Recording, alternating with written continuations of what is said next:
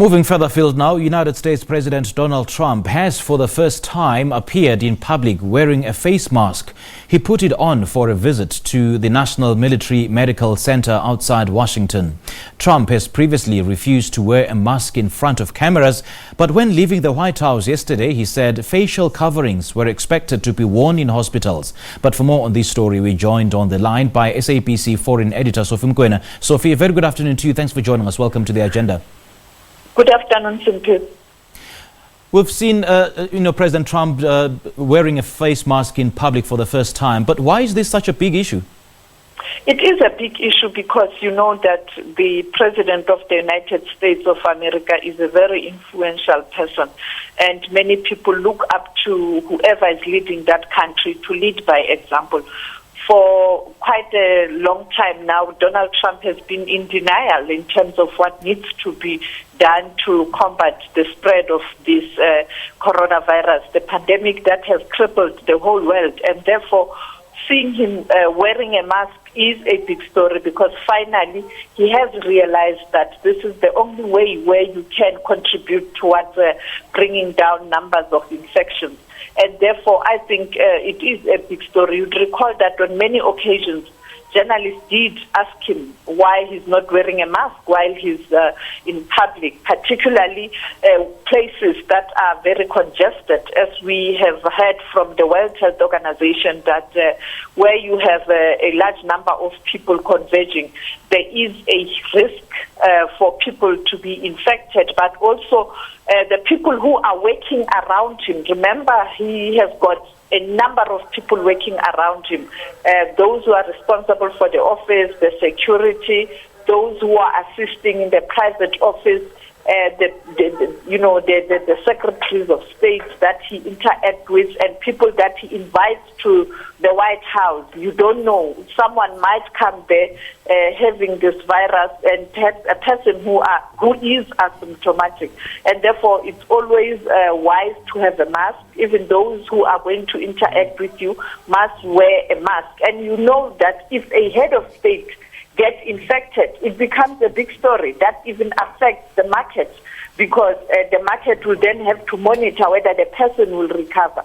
Therefore, what he was doing all along was irresponsible. And I think it is justified that media houses, international and local, we are running with the story that for the first time he's wearing a mask because he commands a following in the United States of America. You may agree with him or not agree with him, but there are people who really believe in him. Whatever he says or he does, people would emulate him, and therefore people will then now understand that it is important to wear a mask.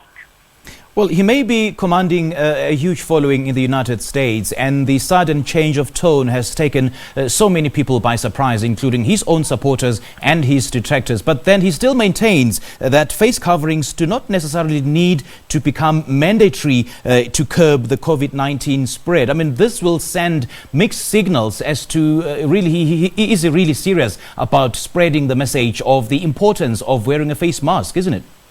It is a kick of a dying horse. In other words, he's trying to save face. He has realized, looking at the numbers in the United States of America, in the first place, he was very arrogant to open the country for business, even though he was warned that he shouldn't do that.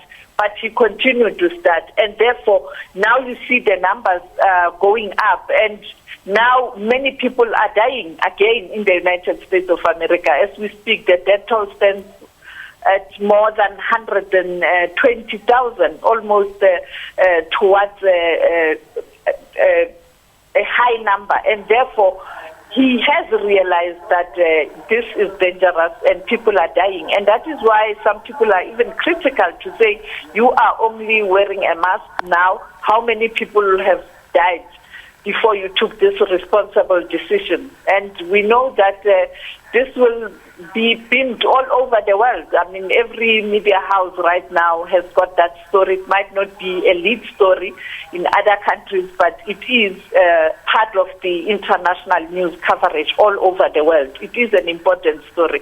Him saying whatever he's saying, it's just face in face because the impact now has made him realize that this is dangerous and he must listen to scientists, not to his political advisors, because he tends to listen to political advisors rather than scientists or people who are conversant with issues that he has to deal with, be it economy. Instead of him listening to people who are familiar with the global economy, he tends to listen to his business friends because he's a businessman. And therefore, I think him saying whatever he's saying, it's just a way to try and save face. But the reality is Donald Trump is wearing a mask. And the very same scientists have been quite vociferous in emphasizing the importance of a face mask. And there's been a surge in COVID-19 numbers in the United States with daily infection rates, north of 50,000 per day. What could possibly be the reason for such a huge surge of infection rates? Could it be the fact that the very same item which ostensibly prevents the spread of COVID-19 is one which is a face mask by all means, is what President Trump did not really take, serious?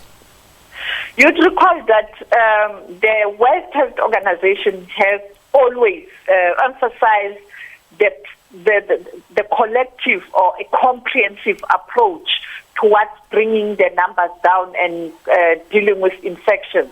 In other words, it cannot be a mask only, and it can't be one person with a mask. In other words, all of us, we must wear the mask. All of us, we must take ourselves as COVID-19 positive so that those who are asymptomatic can be able to manage a situation where they can infect others by wearing a mask, and those who are likely to be infected must be wearing a mask. Therefore, you reduce the speed in which, or the distance in which, these droplets travel. Two, you must make sure that at all times, mask or no mask, you observe the distance. And that is very, very, very critical. That is why the issue of large gatherings is discouraged, because you can't observe the distance if you are converged in large numbers. Secondly, you trace, you quarantine, you isolate, you test. In other words, all this tracing, when you trace people, you either isolate them if they are infected or quarantine them if there's a chance that they could have been infected. You also ensure that you do tests, and you have to do it large numbers so that you can be able to trace where the disease is. Then you can focus at that particular area. Therefore, it is just like the comprehensive strategy that was applied by South Africa during the HIV pandemic. It was a comprehensive strategy. You were looking at testing, you were looking at giving treatment, you looked at ensuring that you prevent. Therefore, that's all right, Sophie, I'm afraid we have to leave it there.